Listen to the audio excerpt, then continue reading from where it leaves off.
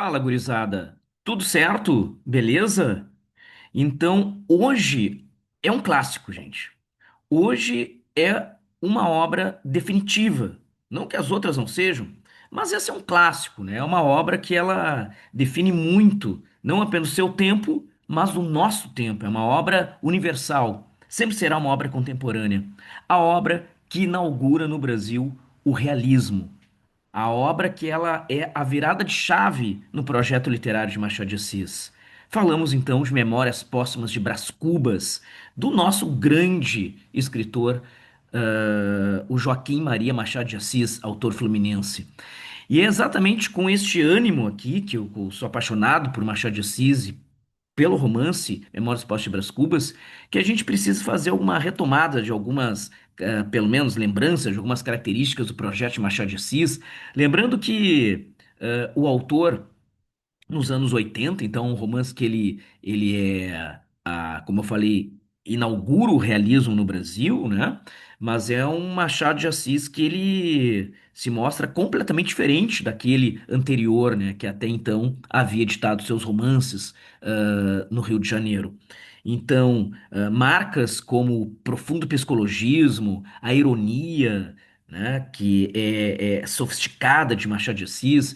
O Machado de Assis, ele, talvez a grande lição que ele nos deixe como legado, né, que ele deixou como legado, seja a capacidade sugestiva de que para criticar determinadas estruturas, sobretudo as mazelas e a precariedade humana, tu não precisa dizer explicitamente. Tu começa a sugestionar nas entrelinhas, nas capacidades alegóricas que o seu texto ele começa a abrir as intensas e gigantescas possibilidades, né? E principalmente a capacidade de olhar para o interior da capacidade humana, quer dizer, os caracteres humanos, como eles vão se movimentando nas suas contradições. Então, aquele debate entre o que é a essência de um ser e o que a aparência na sua resolução, né, mais mesquinha, pelas ambições, pelas, por tudo aquilo que passa a ser desejos que diminui a capacidade humana. Então, Machado de Assis ele coloca exatamente as suas obras na segunda fase, em especial Memórias Póstumas de Brás Cubas, exatamente na fronteira entre essa aparência das coisas reais, concretas, né? E a essência do ser. Então ele começa a fazer um caminho de investigação da alma humana. E isso que muitas vezes deixou essa cortina de fumaça e muitos críticos, quando analisaram Machado de Assis, e não só no seu tempo, né, no tempo da contemporaneidade dele, dos seus críticos, né, mas estou falando, inclusive, numa crítica brasileira que entra no século XX.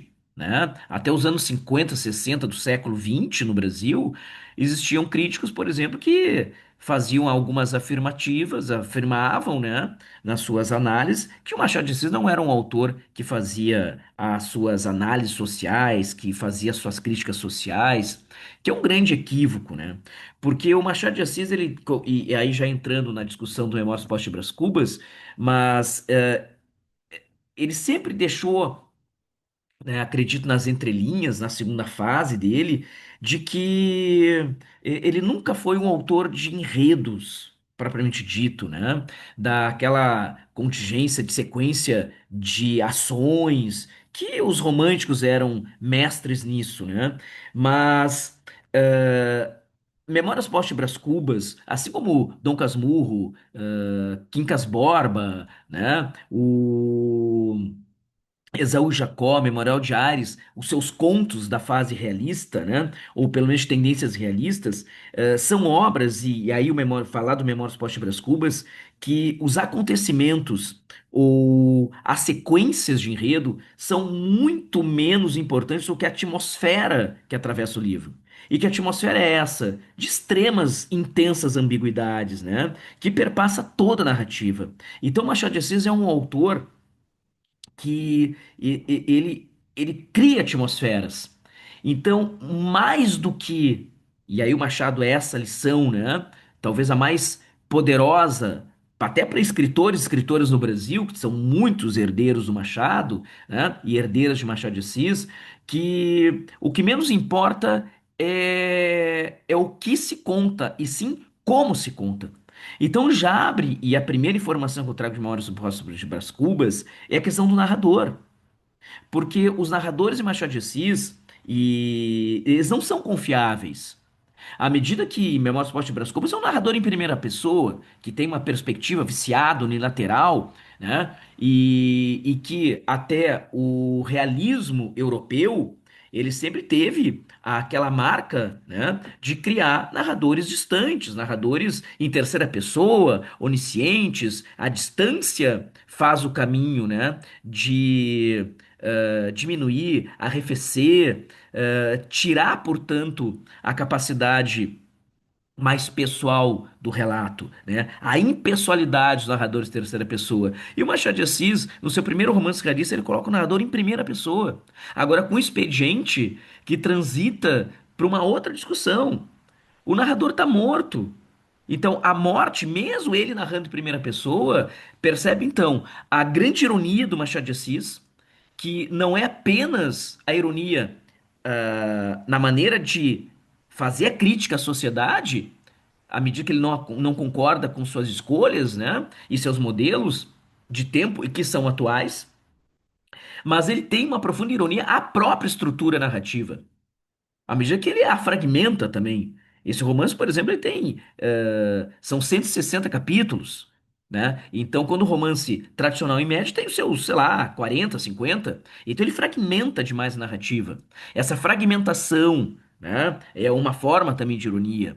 A forma como ele também não leva, né, todos os ditames da escola realista como algo que vai ser exatamente o seu norte definitivo, né? Então, ele não acredita, inclusive, no poder da arte realista, o Machado de Assis. É um autor que ele, de certa maneira, e os grandes autores dos mais universais sempre foram assim, né?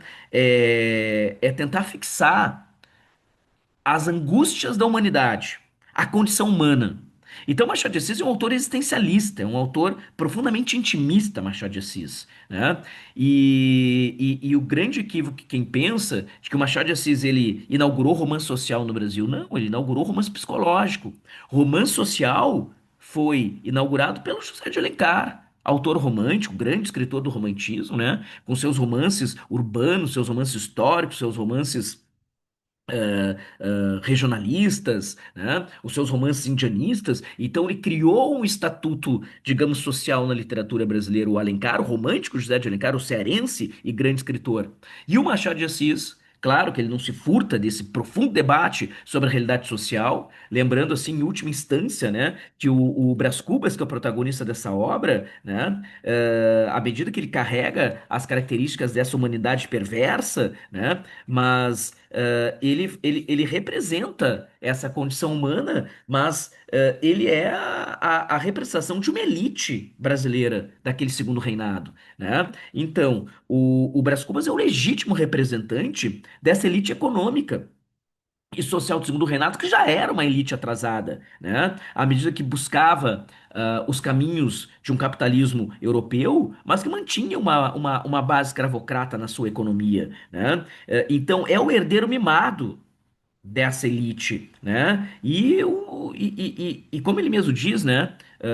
Nascido desse estrume que era a família dele, né? E é um perdulário, né? No seio dessa família, né, rica, né? Então, um bacharel de direito que nunca executou sua profissão, como ele mesmo diz assim, ó, paguei o pão, nunca paguei o pão com o suor do meu rosto. Então, é essa figura que representa alegoricamente a elite brasileira do segundo reinado e que, de certa maneira, se mantém com essa elite atrasada, né, que nós temos no Brasil, na sua formação antropológica, social, né, e outros fatores, né? Então, Machado de Assis é esse autor, gente, que ele inaugura a sua arte realista, não seguindo exatamente os principais aspectos do realismo europeu, mas mantendo a sua autonomia na sua forma de produzir o seu texto, né? Agora, então vamos analisar o Memórias Post-Brás Cubas aqui, fazer uma síntese, claro, que é uma obra extremamente debatida, divulgada no ensino médio, né, das obras tradicionalíssimas, como eu falei, né? É um clássico da literatura brasileira, né? Vamos inventariar aqui, ó. Vamos fazer então os pontos principais. Qual é o tema de Memórias Post-Brás Cubas? Como eu falei há pouco, né? Que o que menos importa é o enredo e sim mais a forma como ele conta, né? Então, mas digamos assim, ó, que o centro de tudo, gente, tá? É a sede pela nomeada, essa ambição inconsequente, uma vida vazia, né, de sentidos. E a gente vai ver depois, né, no segundo momento da aula, ele tem projetos. E projetos que não passaram por ele. Foram projetos que, de certa maneira, foram impostos pelo pai. O único projeto, de certa maneira, que parte dele, né, vai ser a maior ironia que acontece com a vida de Brás Cubas, né? Quando aparentemente ele transparece, ele passa uma ideia, ele externa, ele vai exteriorizar essa ideia e ele a divulga, digamos, para a sociedade e ganha prestígio a partir dela, mas só que a gente vai ver depois, claro que aí o morto, ele narrando, que não tem mais compromisso com os vivos, nem consigo mesmo, né? Então ele faz uma revelação que nunca houve preocupação com a humanidade, e sim com ele mesmo. Então tudo volta para esse individualismo, né? Que é trágico na sociedade ocidental. Né? E o Brás Cubas representa isso, né? Então eu digo, a maior ironia é quando um projeto que ele pensou exatamente, ele pensou, né, falsamente, dissimuladamente, né, entregar para a humanidade uma suposta preocupação com o outro, era preocupação consigo mesmo. E a ironia é que, exatamente em meio a isso, ele acaba adoecendo e morre. Então, mas os projetos são projetos vazios em que ele, sem a entrega, sem a disciplina, porque ele não via sentido também nesses desejos, nesses projetos, né? Então, é uma vida vazia de sentidos, né? Apenas a obsessão pelo individualismo tosco, perverso, né? A fama, né? A glória pessoal, a sede pela nomeada, como se coloca dessa maneira, né? E quem narra, eu falei, cuida do narrador, é um narrador em primeira pessoa. E aí é interessante, gente, porque não é o Brás Cubas vivo que narra, é o morto, tá?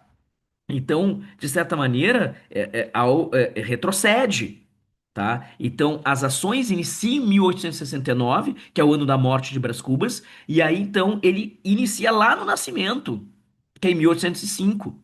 Então, percebam que ele é um cara que ele morre com seus 64 anos, né? Um homem com idade avançada para o tempo, né? A gente está no século XIX, segundo reinado, e é um homem assim que ele teve uma vida vazia, representante de um patriarcado que não casa, e o casamento era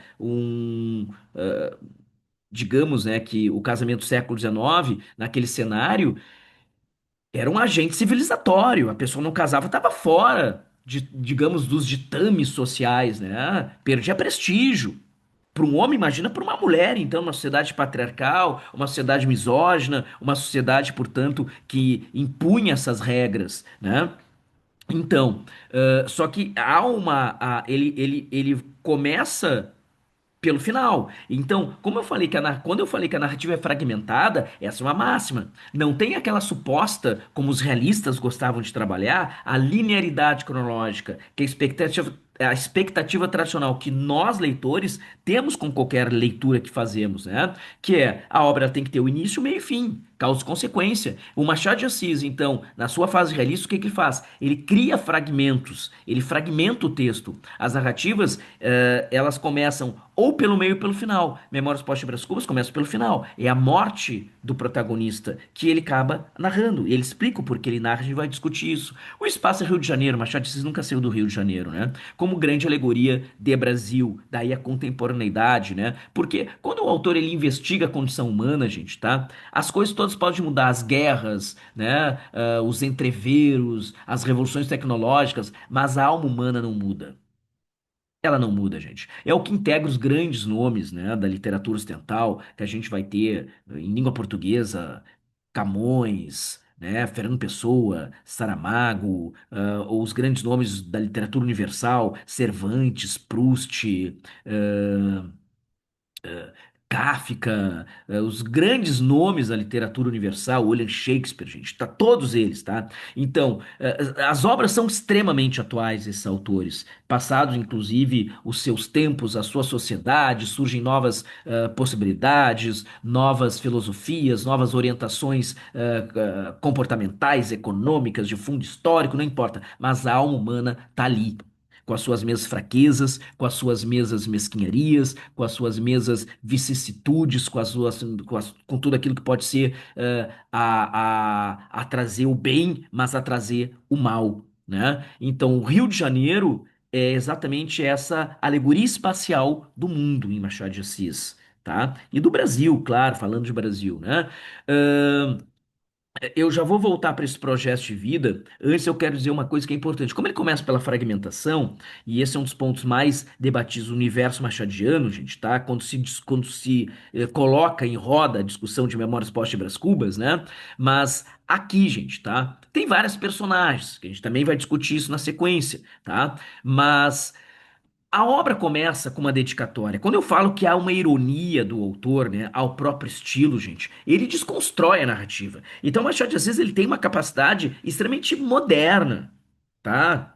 Ah, tanto é que a gente vai ver essa fragmentação por capítulos curtos, breves, né, que ele vai dando nomes a cada capítulo, título e um algarismo romano, mas essa fragmentação faz com que outros autores da literatura brasileira fizeram isso. Vamos pensar lá o Oswald de Andrade, Memórias Sentimentais de João Miramar, Serafim Ponte Grande, são romances em que ele mesmo definiu um conceito que, não, que de certa maneira implica num espelhamento de Machado de Assis. Ele definiu com seus capítulos relâmpagos, os capítulos curtos, né, do Oswald de Andrade, autor modernista. A gente está falando isso lá em 1920, o 24, o Memórias Sentimentais de João Miramar, Serafim Ponte Grande já em 1933. Então a gente está aqui em 1881.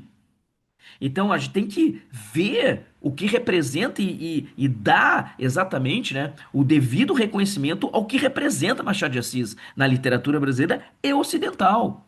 Então ele inicia com uma dedicatória, né? Ao verme que primeiro roeu as frias caras do meu cadáver, dedico como saudosa lembrança das memórias póstumas. Ele dedica a um verme, gente, aos vermes que roeu, ao verme que roeu as suas caras. Então, ele dimensiona a sociedade no nível dos vermes. Ah, mas como assim? Porque qualquer dedicatória, gente, é uma relação corporativista de um escritor ao grupo, à família ou à classe que ele está dimensionado. Então, toda dedicatória de um escritor, de uma escritora, tem uma dimensão classista. Tem uma dimensão, portanto, de mundo e de pertencimento. Ninguém dedica uma obra a um desafeto. Percebem isso? Então, se ele dedica, ele deveria dedicar à família, deveria dedicar, sei lá, alguém próximo dele, né? Ele dedica a um verme. Então, ele nivela a sociedade em que ele convive, ele faz parte de uma elite local do século XIX, no segundo reinado, transitando para a República Brasileira, as crises já do segundo reinado, mas ele nivela e coloca a sociedade no nível do verme.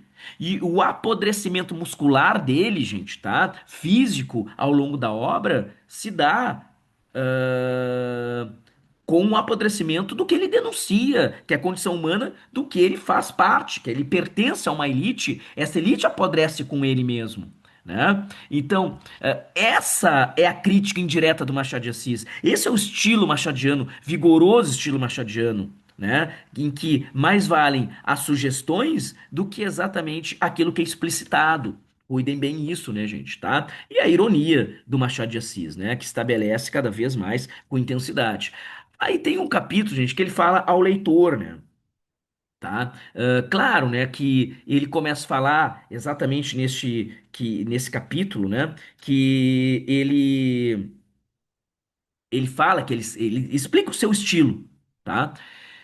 Ele mantém esse diálogo permanente ao leitor, é outro elemento de fragmentação narrativa, tá? Porque às vezes traz uma sensação que as narrativas do Machado e Memórias Póstumas de Brás Cubas também são narrativas rápidas, velozes, porque são cento e poucos, mais de cento e poucos capítulos. Aqui nós temos 160 capítulos, Memórias Póstumas de Brás Cubas, né? Só que muito pelo contrário, gente. O que que acontece? A todo instante ele para, porque o capítulo curto não quer dizer que a narrativa seja veloz, tá?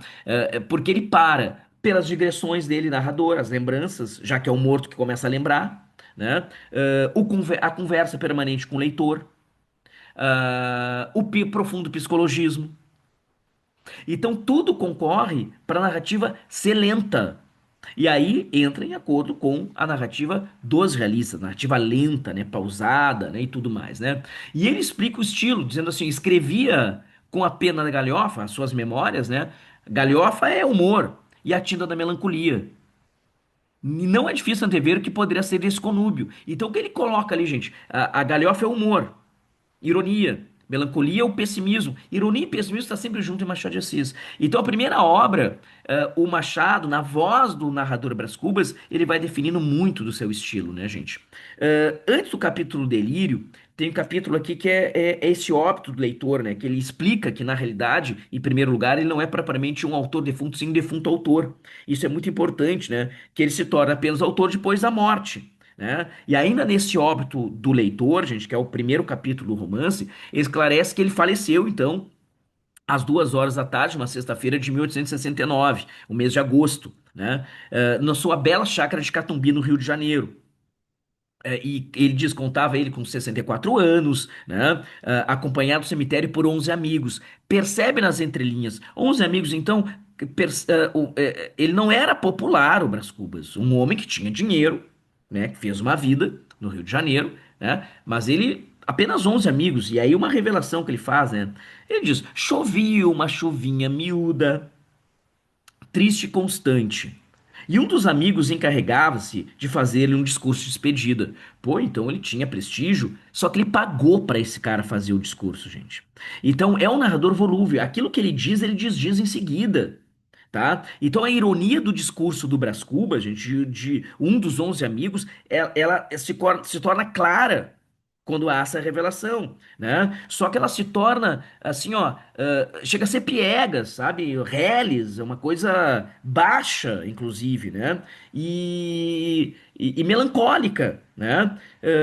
Porque olha o que ele diz do fragmento do romance, ele diz assim, ó, bom e fiel amigo. Não me arrependo das 20 apostas que lhe deixei. E tão indiscreto, gente, tá? Esse defunto autor, ele insinua que a fidelidade não é autêntica, mas se deve àquilo que ele deixou para esse suposto amigo, né? Isso à beira da cova, né? Então, gente, olha só, tá? No capítulo 2 ele vai falar do tal do emplástico, que eu vou falar mais à frente, que é um dos projetos literários dele, tá? Que é a tal da ironia que ele matou, né? No Delírio, gente, eu vou dizer, é um dos capítulos mais potentes na história da literatura brasileira, tá? Porque aqui é um momento derradeiro, ele tá na cama acompanhado, né? Por a única mulher, de certa maneira, que seguiu com ele e não teve relacionamento assim amoroso nesse momento, mas era uma amiga de vida, a Virgília, que a gente vai discutir daqui a pouco também, né? E ele tá ali já na derradeira passagem dele. Então, o delírio ele tá febril, mas é a febre da morte, né? Então, ele entra numa espécie de um transe, ele tá no quarto, a Virgília tá com ele, né? E aí que essa febre, já nessa transição dele, né? Ele reconta o que aconteceu antes da morte, o narrador, né? E é uma passagem muito importante, como eu falei, das mais incríveis da literatura brasileira, porque é um leque de possibilidades interpretativas. Primeiro que ele transforma-se num livro, é uma passagem surreal, né? Daqui a pouco está o Brás Cubas deitado ali, né? Febril, e ele diz que ele se transformou num livro, que é a Suma Teológica de São Tomás, né? E só que acontece, porque ele cruza os dedos sobre o seu peito, né? Aí vai lá, Virgílio descruza, quer dizer, aquela condição, né? Já, pô, tá quase encerrando ali, cruzando aquela posição do morto, né?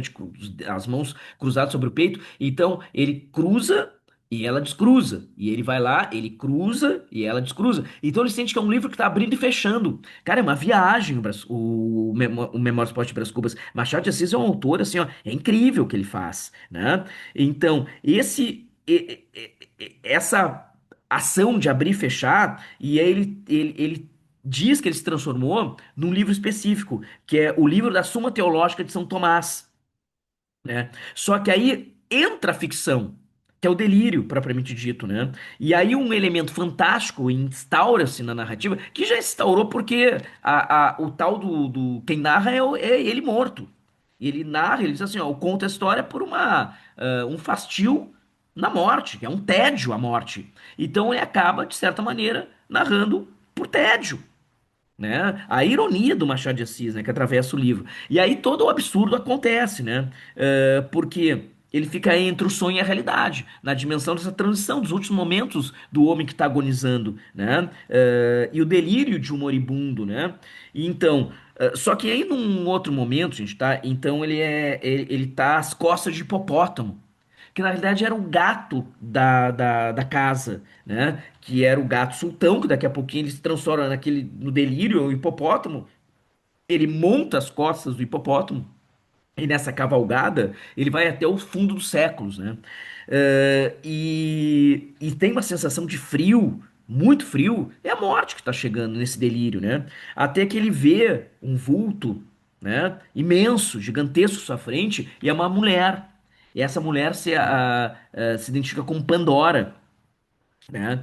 Que fica fitando os olhos dele, né? E tudo mais, e diz assim: Eu sou natureza ou Pandora. Ela pega ele, uma figura muito ínfima, pequeniníssima, a condição humana. Então, olha a alegoria. Então, ela pega ele pelos cabelos, assim, né? E traz próxima de si, né? E ela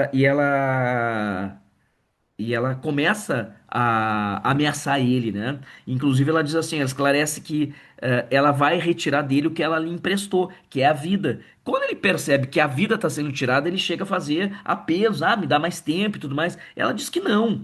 Né? Ela coloca ele, chama ele de lascivo, né? Que teve uma vida dos erros, as escolhas que ele fez ao longo da sua existência. E aí, então, ela, mais uma vez, usando as palavras, as boas palavras, essa Pandora, né? Palavras de escárnio, de ironia a ele, né? Ela conduz ele ao alto de uma montanha para ele ver o desfilar dos séculos, para ver a condição humana. Olha que alegoria essa, gente, né? E aí, ó, passagem do texto, diz assim, ó: Uma redução dos séculos, um desfilar de todos eles. É o que o Brás Cubas está vendo. As raças todas, todas as paixões, o tumulto dos impérios, a guerra dos apetites, dos ódios, a destruição recíproca dos seres e das coisas.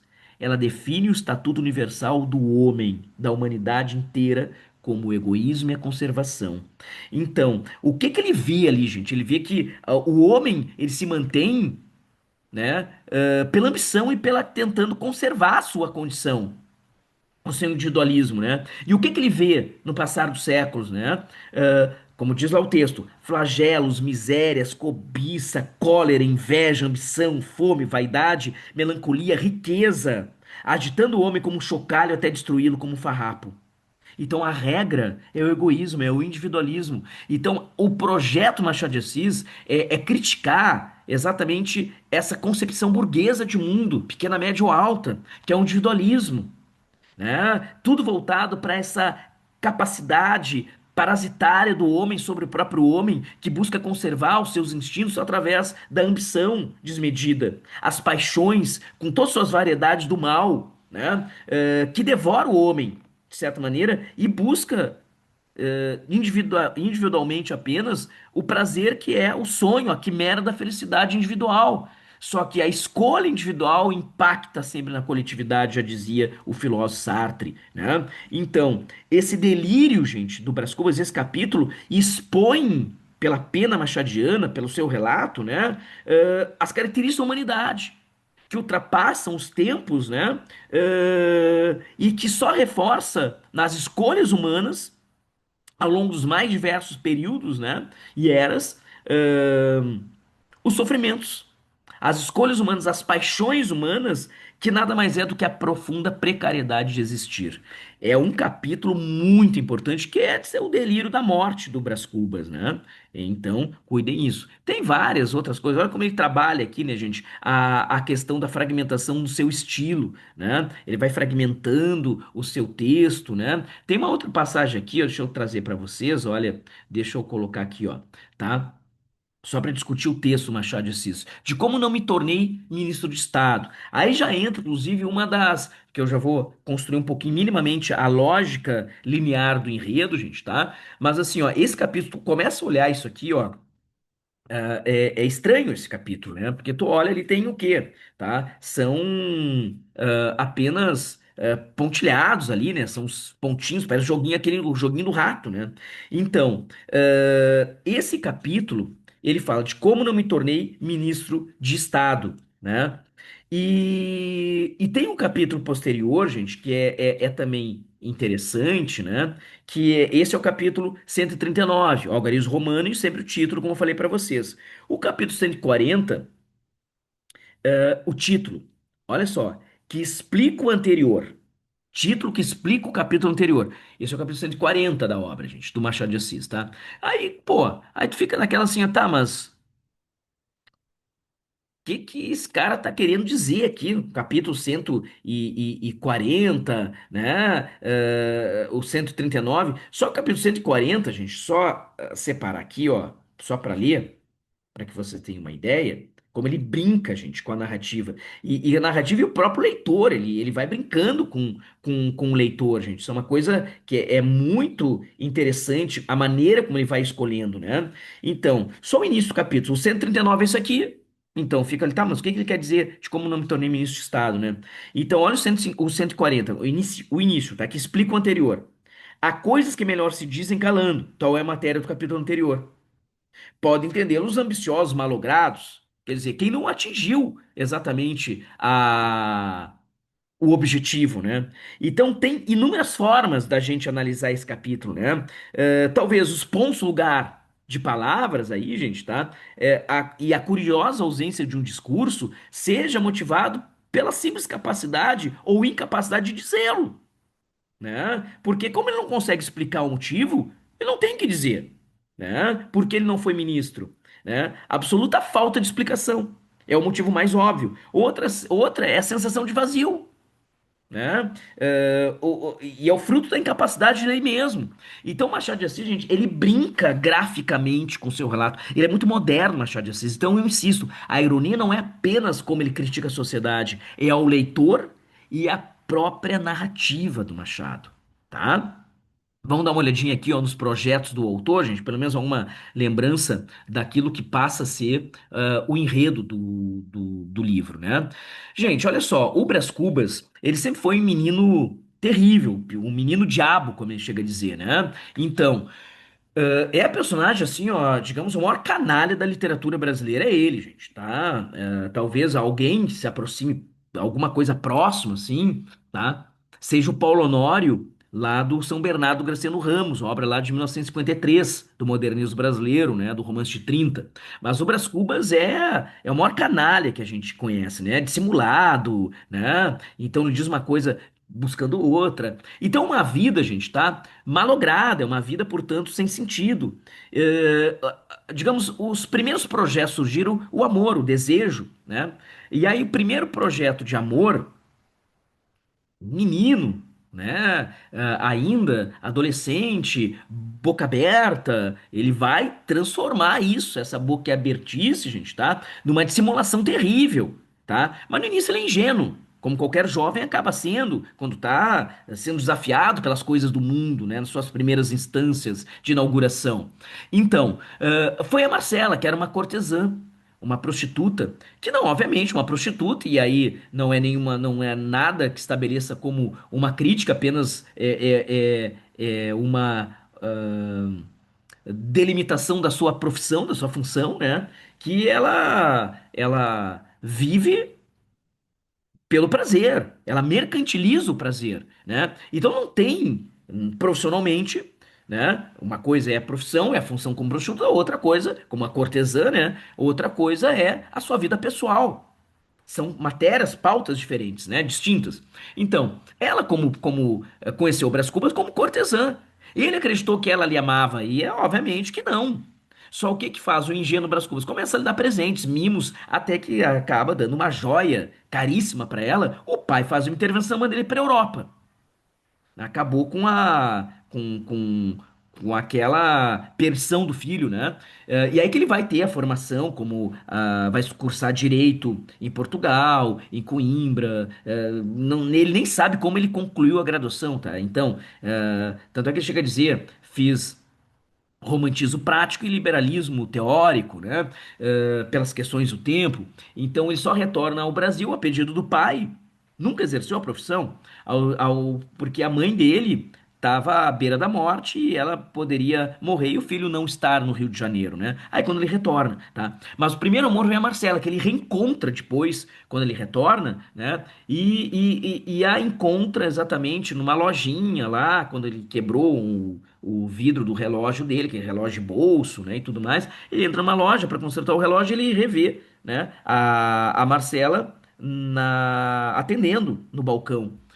Ele tem aquela. A sensação é ver uma pessoa que tentar reconhecer a pessoa numa fisionomia, uma fisionomia distante, mas tentando assim, mas não é possível que é essa mesma pessoa, que ela já estava mais velha, né? E com marcas de varíola, bexiga no rosto, né? E aí toda essa capacidade do Machado de Assis, né? Que eu considero que é bárbara essa concepção do trato poético que ele traz para sua prosa, que é a capacidade de materializar, de dar concretude a abstrações.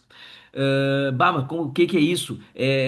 Como é que tu consegue dar carnes reais para um sentimento que é angústia, para um sentimento que é saudade? Ele consegue, os poetas fazem isso, né? Brilhantemente com a capacidade lúdica. O Machado faz isso na sua prosa. E ele diz assim, ele entra mil possibilidades, tá? Numa pequena frase, o Machado. Ele diz assim: Marcela amou-me durante 11 meses e 15 contos de réis. Com a consciência do homem, não mais o menino ingênuo. Então, houve a entrega quando havia recursos, havia dinheiro, havia interesses, né? Os mimos que ele entregava para ela. Enfim, aí então ele, segundo o envolvimento que ele vai ter, assim, ou surge uma possibilidade amorosa, né, no texto, é quando depois da morte da mãe ele vai para para Serra, né, onde a família tinha uma casa, né? Ele nunca trabalhou até então, só que ele diz que ele estava muito cansado, né? E cansado da viagem, cansado da formação em Coimbra, em direito, cansado das viagens pela Europa, né? E aí ele sobe a serra, fica lá um tempo, né? Aí ele tá para descer a serra, ele vai ter uma visita do pai, que vai entregar dois projetos que eu já vou dizer para vocês quais são. Aí tem ainda um escravo que ele teve um convívio, né, quando ele era moleque na casa, né, que é o Prudêncio, que lhe explica, olha, tem uma na chácara aqui próximo, né, tem uma mulher que inclusive ela foi muito importante, uma senhora que inclusive ela acabou vestindo a sua mãe, já defunta, né? Aquela coisa toda, os preparativos da morte, né? Que é que é um personagem importante na narrativa, e aí já entra a questão dos amores, né? Portanto, que é a dona Eusébia. É uma personagem que ela é importante. E aí ele lembrou, pô, a dona Eusébia, quando ele era menino, numa festa, né? Ele era traquinas, era terrível, pequeno diabo, né? E os pais também não cobravam dele, não chamavam a atenção dele, né? Foi criado assim, né? E aí então ele chegou e fez um escarcéu, né? Porque ele denunciou a dona Eusébia, que estava lá numa moita dos jardins da casa dos pais, né? Com um amante, né, que era um homem, né, de fala, portanto, né, de certa maneira que era tinha lá o brilho de verniz do bom discurso, né, que era o Dr. Vilaça, né? Então ele denunciou, né? Aí lembrou, poxa, a Dona Eusébia, aquela Dr. Vilaça. Só que ele ficou sabendo quando ele visita a Dona Eusébia, foi fazer uma visita, né, agradecendo pelo que ela teve em relação à mãe dele, né, no processo da morte, né, e tudo mais. E ele descobriu que ela tem uma filha, né, que é uma menina muito importante. Cuidem, a tal de Eugênia, tá? A Eugênia. E aí ele, como é irônico, né, e um canalha, ele diz assim, ah, a flor da moita. Claro que ele não chama, ele pensa, né, a flor da moita, porque nasceu através de uma relação fora do casamento, tá? Então ele batizou ela, na sua cabeça, a Eugênia, de Flor da Moita. Percebam, é a personagem mais digna de toda a obra, mais altiva de toda a obra. Todos os seres são contraditórios, é, a Eugênia, ela tem uma dignidade, uma altivez que é irretocável na obra. Talvez em toda a obra machadiana da segunda fase, hein, tá? E aí ele percebe que ele vive pelas aparências, aí então ele colocou na cabeça que ele quer, ele deseja ela. A Eugênia, só que ele não quer casar, é prazer por prazer, quer beijar e tudo mais, né? Quer beijar na boca e ser feliz, tá? O Brás Cubas. E a Eugênia é uma jovem recatada, né? Só que ele percebe que ela tem um problema, ela é manca de nascença. Bom, acabou pra ele aquilo, né? Porque se ele vive pelas aparências, aí ele fica, né? A ideia no trapézio da sua cabeça fica lá, como Bela se manca, né? Ele fica trabalhando com aquilo, a tal flor que foi gerada na moita pra ele, né? Então, por que coxa se bonita? Ele fica pensando, né? E ela altiva, ela sabe que ele tem que ir embora, ele tem que descer, porque o pai já lhe visitou, né? Então não dá em nada isso, tá? E aí, com toda ironia, ele diz assim, ó, bem-aventurados aqueles que não descem, porque deles será o primeiro beijo das jovens, né? Não desce, porque ele subiu a serra, então ele vai ter que descer, porque o pai lhe fez, né, uma visita e entregou dois projetos. Tu tem que ser um deputado, projeto político, tempo, prestígio político, né, de um patriarcado, e tem que casar. Lembra o casamento como estatuto social, de agente civilizatório, e entregou o projeto lá, ó, essa jovem é a Virgília. Né? E a Virgília, né, que seria o grande projeto inicial que o pai lhe entrega, né, porque era filha exatamente, né, de um homem que também precisava, né, ter a condição política para a filha. Então, ele se candidataria, seria esse projeto, né, e casaria com ela. Seria, então, esses dois projetos. E tudo acaba se esvaziando, gente, tá? Então, todo esse projeto se esvazia porque ele não é um jovem decidido, né? Então, ele chega a noivar com a Virgília. Ele vai se tornar deputado, tá? Mas essa deputação, esse suposto casamento se esvazia, porque ele não se dedica.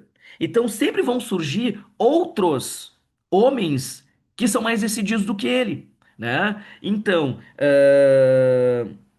tanto é, gente, tá, que ele vai perder para um cara que ele conhecia, a Virgília, surge um Lobo Neves, né? Que, segundo ele, Brás Cubas, que narra, né, não era mais esbelto nem mais elegante, mas era mais decidido. Essa que ele não fala, mas era mais decidido, né? E não era nem mais simpático, porque ele era um cara que se movimentava bem, o Brás Cubas, né? E ele arrebata a Virgília e também a candidatura, né? Então, com as grandes influências desse decidido Lobo Neves, ele vai ter uma carreira política, ele vai se tornar deputado, vai ganhar províncias no norte, né? Uma ele decide não ir por uma suposta superstição dele, que foi indicado, né? Enfim, num dia que daria azar pra ele. Aí depois ele acaba indo, porque vai invertido, era o dia 13, aí no dia. O protocolo é dia 31, então ele vai, leva a Virgília, casa com ela, promete fazê-la marquesa. Então a Virgília também tem interesses mesquinhos.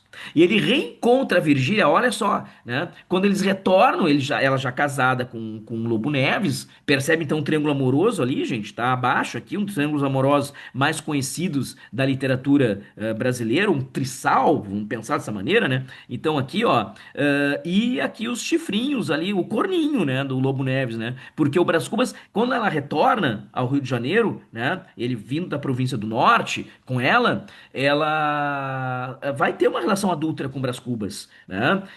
Então ele se interessa por ela, se interessa agora porque tem a condição, o ingrediente, digamos, do tempero, né? Daquilo que passa a ser o proibido. E é uma coisa que é interessante, ela acaba engravidando. Olha que interessante. E ele tem convicção que o filho é dele. Percebe que é o oposto do Dom Casmurro, né? Lá o Dom Casmurro do Machado de Assis, o Mentinho casa com a Capitu, né? A Capitu tem o filho e ele tem convicção que a criança não é dele. Não, não é isso? E o Brás Cubas, lá, ele vivo, remonta todos mortos ao memorialismo. Ele volta ao mundo dos mortos, só que ele tá vivo. Aqui é o contrário. Ele tá morto, o Brás Cubas, ele volta pelas lembranças ao mundo dos vivos, tendo convicção que a amante teve um filho que é dele. Só que a criança não vinga, a criança não nasce, né? Então, para ver as obsessões do Machado de Assis, ele sempre trabalha com isso, né? Então, e aí ele vai se encontrar com ele queria fugir com a Virgília para ver que ele é ingênuo, ele tem essa concepção ainda, digamos, ele, Brás Cubas, né? Essa tendência a idealizar mundo, né?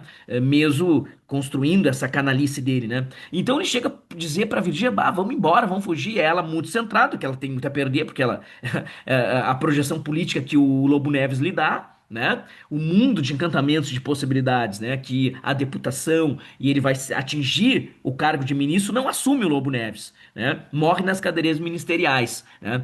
Só que a Virgília diz assim, não, a gente tem que ficar aqui. Aí ela propõe, olha, vamos ver uma casa. Aí ele consegue uma casa na Gamboa, coloca lá a Dona Plasta, que era uma agregada da família da Virgília, para virar uma alcoviteira, né, deles, né? Enfim, e ele passa a ter essa vida dupla, né, com ela ali, né? Até se desfazer as coisas, tudo se desfaz na vida do Brás Cubas, né?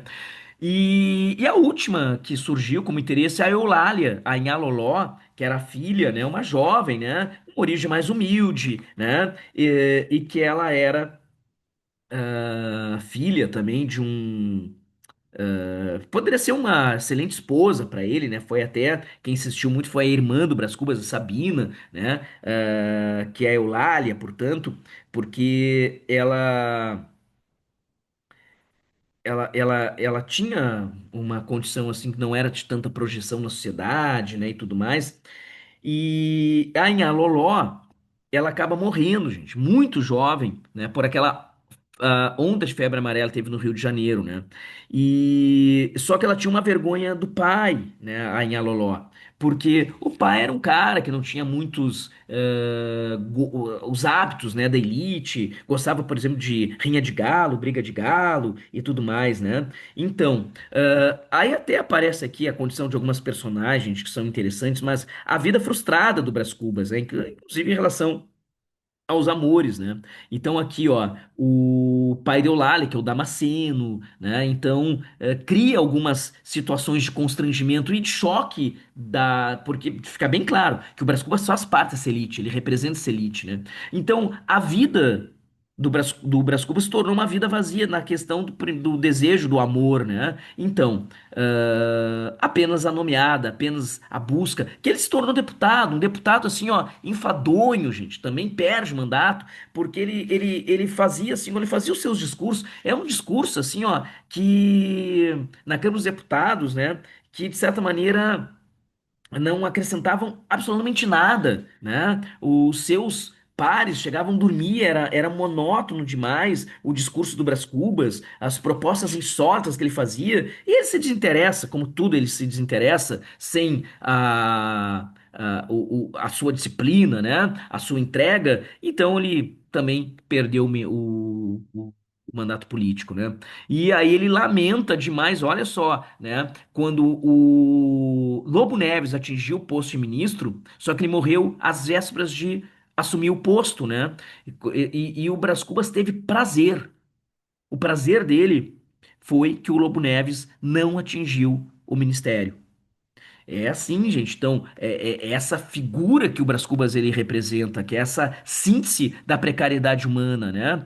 E aí o projeto dele foi a ciência, o tal do Emplaço Brás Cubas, que parte dele aí percebe que não era o projeto pai, né, político e o projeto amoroso, mas o Emplaço Brás Cubas que é a questão da ciência no tempo, né? Então seria um emplaço para curar não apenas os males do corpo, mas os males da alma. Então seria o antipocondríaco Brás Cubas, né? Então seria essa referência, né, de salvar, portanto, a humanidade, né? Que seria, e essa foi a verdadeira causa da morte dele, porque ele tá tão atento, né, nesse projeto, tanto é que ele se isolou mais uma vez, né, na chácara de Catumbi, e esse emplasto antipocondríaco, então curaria os maus da alma da humanidade, né? Ele acabou atraindo investidores, só que aí ele desatento, ele pegou uma corrente de ar lá na chácara do Catumbi, né, uma gripe, virou pneumonia, ele morre, é aquela figura agonizando na cama lá, com a Virgília filha já velha, né, viúva, né,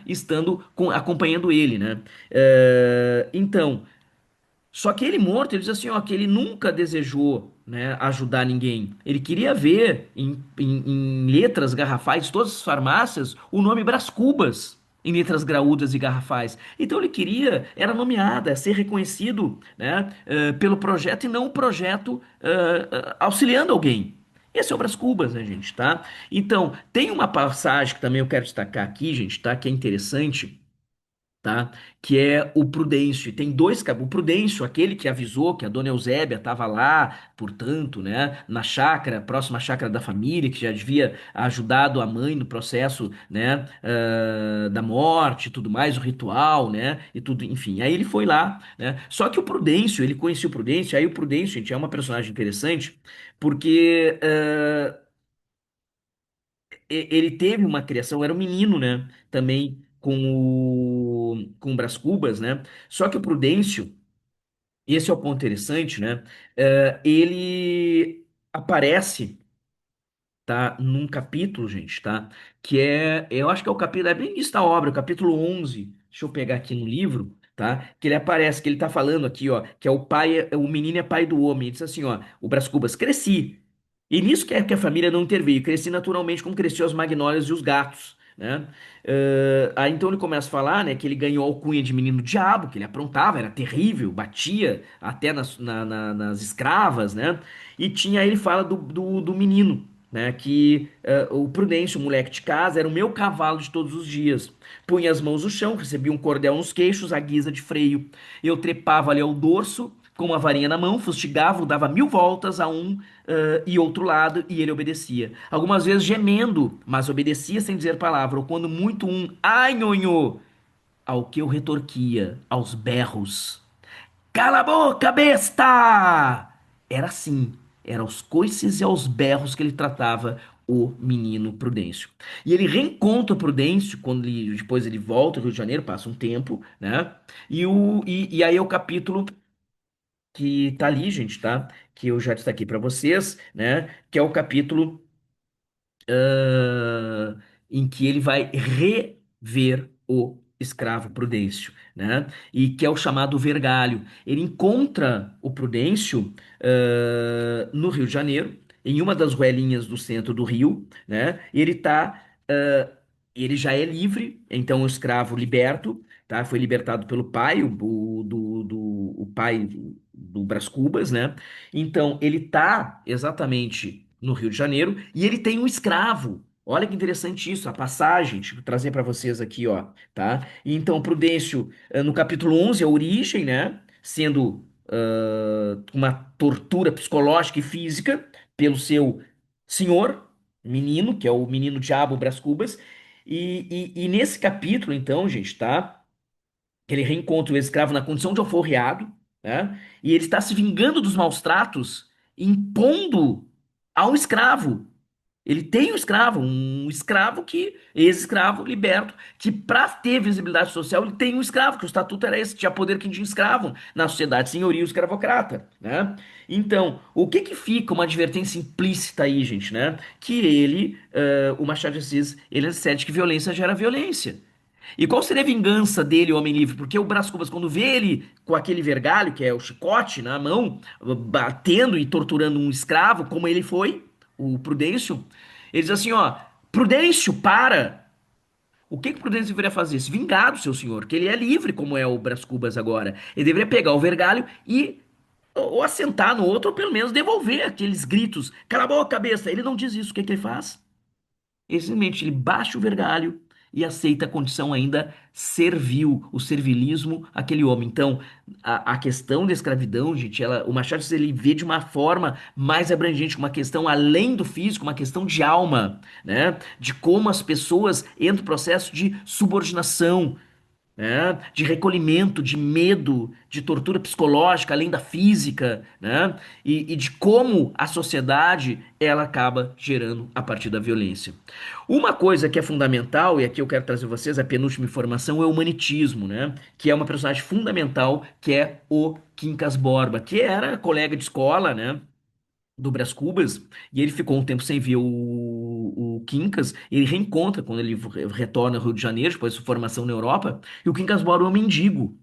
Ele rouba um relógio, ele chega a dar um dinheiro o Brás Cubas dá um dinheiro pro Quincas, depois ele percebe que o Quincas Borba roubou um relógio dele, né? E aí ele reencontra o Quincas Borba mais uma vez na obra, passado um tempo, ele devolve o relógio, né?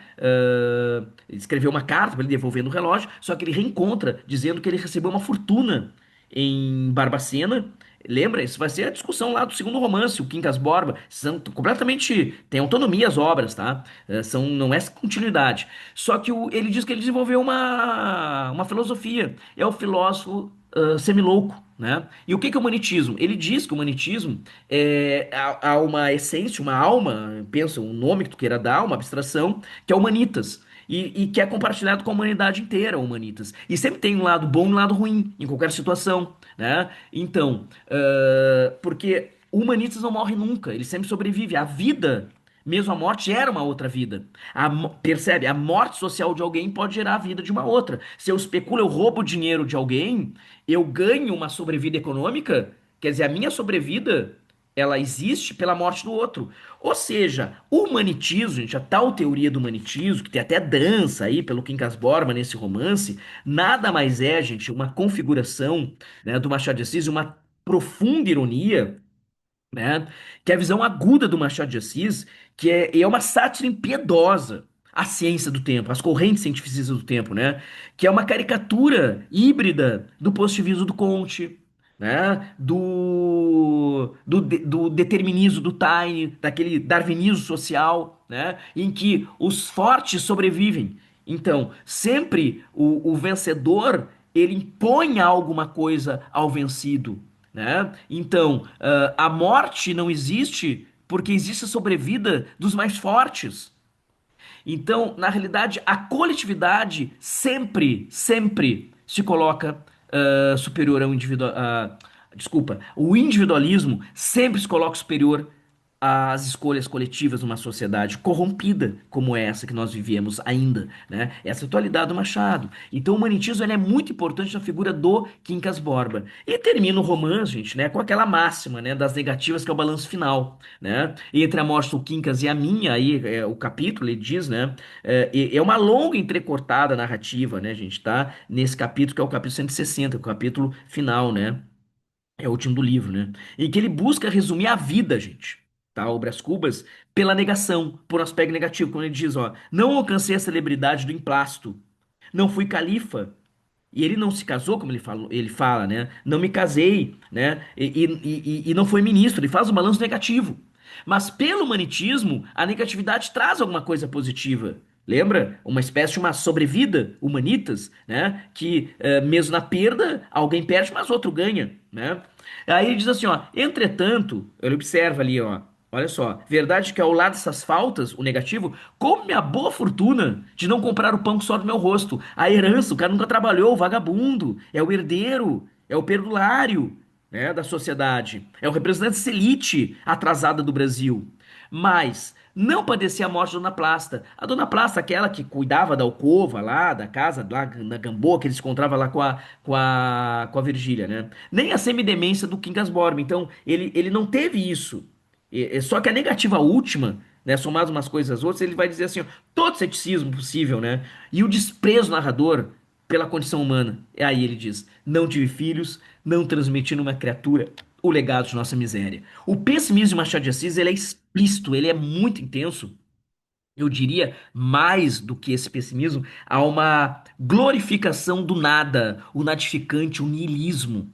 Porque numa sociedade patriarcal, o casamento exatamente não é por amor, mas é para manter o patriarcado, o legado, ter filhos. Se não há filhos numa sociedade, se não há crianças, não há legado, não há humanidade, não há existência, não há mundo. E ele afirma: não tive filhos e o ceticismo não transmitia a nenhuma criatura o legado de nossa miséria. É uma obra definitiva do Machado de Assis e diz muito sobre todos nós, gente. Machado de Assis, como ele ganhou o apelido, né? O Bruxo de Cosme Velho, é desses autores em que nós não lemos, a obra nos lê. né? Então, para fechar, como ele diz lá, o senão do livro, né? Ele diz que a sua obra possui certas contrações cadavéricas, cheira a sepulcro, a obra tem defeitos, mas ele diz que o maior defeito desse livro és tu, leitor. Tu tens pressa de envelhecer, mas a minha narrativa anda como mas o meu livro anda com uma narrativa bem nutrida. Ele diz: cai como os ébrios, levanta, urra aos céus e segue. Então, é a partir dessas resoluções do Machado de Assis, gente, dessa maneira como ele acaba percebendo a sociedade, é que ele se coloca de uma forma definitiva e profundamente contemporânea e universal. Bom, gente, então na elegância nós vimos essa grande obra, esse clássico da literatura brasileira, e nos vemos no próximo debate, na próxima narrativa. Me acompanhe então no Notícias do Chapeleiro. Abraço, gurizada. Valeu! Tchau!